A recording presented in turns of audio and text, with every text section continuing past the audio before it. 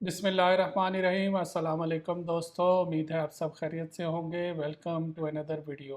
आप देख रहे हैं वर्ल्ड वीज़ा यूट्यूब चैनल। मेरा नाम है सईद। आज की इस वीडियो में हम बात करेंगे कि अगर आप किसी भी मुल्क का वीज़ा अप्लाई करना चाहते हैं तो उसमें जो रिक्वायर्ड इंपॉर्टेंट डॉक्यूमेंट होता है वो होता है बैंक स्टेटमेंट। तो अक्सर सवाल आता है कि जो 3 महीने की बैंक स्टेटमेंट है उस पे हम किस किस मुल्क का वीज़ा अप्लाई कर सकते हैं। तो मैंने सोचा इस पे एक कम्प्रिहेंसिव वीडियो बना के आपके साथ शेयर की जाए। तो सबसे पहले बात करते हैं, जब भी आप किसी मुल्क का वीज़ा अप्लाई करते हैं, स्पेशली जो बड़े मुल्क होते हैं जहाँ पे आप फ़ाइल जमा कराते हैं, तो उस फ़ाइल में जो बहुत ही इम्पोर्टेंट डॉक्यूमेंट होता है जिसकी बेस पे अक्सर जो वीज़ा अफसर है फ़ैसला करता है पॉजिटिव या नेगेटिव, वो होता है आपका बैंक स्टेटमेंट। बैंक स्टेटमेंट कुछ मुल्क ऐसे हैं जो कि दुरानिया जो है 3 महीने का मांगते हैं बैंक स्टेटमेंट का, और कुछ मुल्क ऐसे हैं जो कि दुरानिया मांगते हैं 6 महीने का। तो 3 महीने की जो बैंक स्टेटमेंट मुल्क मांगते हैं उसमें सबसे पहले नंबर पे आता है तुर्की, दूसरे नंबर पे आता है साउथ अफ्रीका, तीसरे नंबर पे आता है जापान।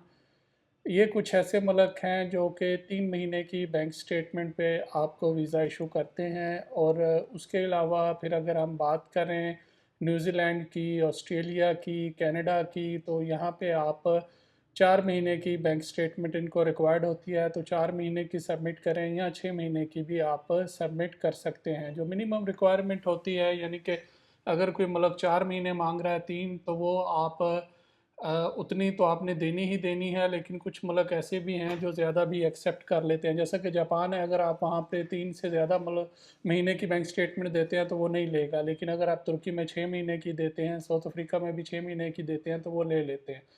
इसी तरह अगर हम न्यूज़ीलैंड, ऑस्ट्रेलिया और कनाडा की बात करें तो ये 4 महीने की बैंक स्टेटमेंट मांगते हैं। कुछ लोग 4 महीने या 3 महीने की बैंक स्टेटमेंट पे यूके का भी वीज़ा अप्लाई करते हैं, लेकिन वो मैं रिकमेंड नहीं करता। अगर आप फर्स्ट टाइम अप्लाई कर रहे हैं तो कोशिश करें कि आप 6 महीने की बैंक स्टेटमेंट लगाएं। अगर आपका वीज़ा रिन्यू है, यानी आपके पास ऑलरेडी 6 महीने, 2 साल या 5 साल का वीज़ा है, तो उस सूरत में आप 3 से 4 महीने की बैंक स्टेटमेंट लगा सकते हैं।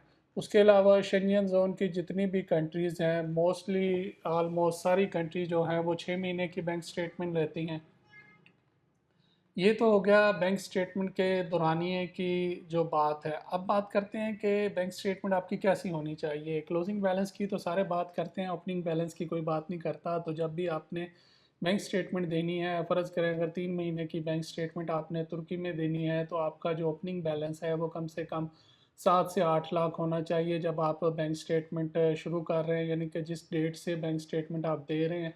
और जो आपका क्लोजिंग बैलेंस है, अगर सिंगल एप्लीकेंट है तो 14 से 15 लाख भी हो तो तुर्की आपको वीज़ा दे देता है। लेकिन इस दौरान आपका जो फ्लक्चुएशन है, यानी कि बहुत ज़्यादा ऊपर नीचे ना हो कि ऑल ऑफ सडन 10 लाख हो गया और कभी 60 हज़ार हो गया, 50 हज़ार हो गया। आपकी जो बैंक स्टेटमेंट है उसमें एक कंटिन्यूटी होनी चाहिए, एक मुसलसल जो एक उसमें आप कह लें तसलसल जो है वो होना चाहिए। अगर वो नहीं है, आपकी बेतरतीब बैंक स्टेटमेंट है, तो उसमें वीज़ा लगने के चाहे आप करोड़ों की दे दें, रिफ्यूज़ल होने के ज़्यादा चांस होते हैं। तो इसलिए बेहतर होता है कि जब भी आपने वीज़ा अप्लाई करना है तो चेक करें कि उस कंट्री की जो मुतलका है, सबसे पहले उसका दुरानिया कैसा है। फिर किसी से पूछ लें अगर आपको नहीं पता कि इस मुल्क में किस टाइप की बैंक स्टेटमेंट चाहिए। जैसा कि अगर हम शेंजन ज़ोन की बात करें तो वहाँ पे हम रैंडम जो बैंक स्टेटमेंट है वो दे सकते हैं। लेकिन वही जब ऐसी बेतरतीबी बैंक स्टेटमेंट हम यूके में देते हैं तो यूके हमारा वीज़ा रिफ्यूज़ कर देता है। तो इसलिए आपने जिस भी मुल्क का वीज़ा अप्लाई करना है, जिसके थ्रू भी कर रहे हैं, सबसे पहले ये सवाल करें कि जी ये जो मुल्क का मैं वीज़ा अप्लाई करने लगा हूँ इसमें किस टाइप की बैंक स्टेटमेंट चाहिए। कुछ चीज़ें ऐसी होती हैं जब आप सवाल जो आप कंसल्टेंट से करते हैं तो आप अपने केस का उससे कंपैरिजन करके खुद ही डिसाइड कर सकते हैं कि भाई मैं यहाँ पे ये रिक्वायरमेंट पूरी कर रहा हूँ कि नहीं कर रहा। काफ़ी लोग ऐसे होते हैं जो अपनी फ़ीस के चक्कर में जैसी भी बैंक स्टेटमेंट है, जैसे भी डॉक्यूमेंट है, अप्लाई करवा देते हैं। लेकिन एंड ऑफ द डे बंदे का काम नहीं होता और बंदा रिफ्यूज़ हो जाता है, टाइम ज़ाया, पैसे ज़ाया। तो इसलिए बेहतर है कि आप जब भी वीज़ा अप्लाई करें तो सबसे पहले ये देखें कितने दुरानिए की बैंक स्टेटमेंट है, नंबर 1। नंबर 2 ये देखें किस टाइप की बैंक स्टेटमेंट रिक्वायर्ड है। ऐसी जो बेतरतीब बैंक स्टेटमेंट है, पैसे आ रहे हैं जा रहे हैं वो चाहिए, या कोई ऐसी बैंक स्टेटमेंट चाहिए जिसमें आपके पैसे रुके होने चाहिए कितनी देर के लिए, 90 दिन के लिए यानी कि 3 महीने के लिए, या 180 दिन के लिए यानी कि 6 महीने के लिए। तो ये चीज़ बहुत इंपॉर्टेंट है, क्योंकि वीज़ा ऑफिसर आपका जो केस एनालिसिस करता है उसमें जो सबसे इम्पोर्टेंट फैक्टर है वो है आपकी बैंक स्टेटमेंट।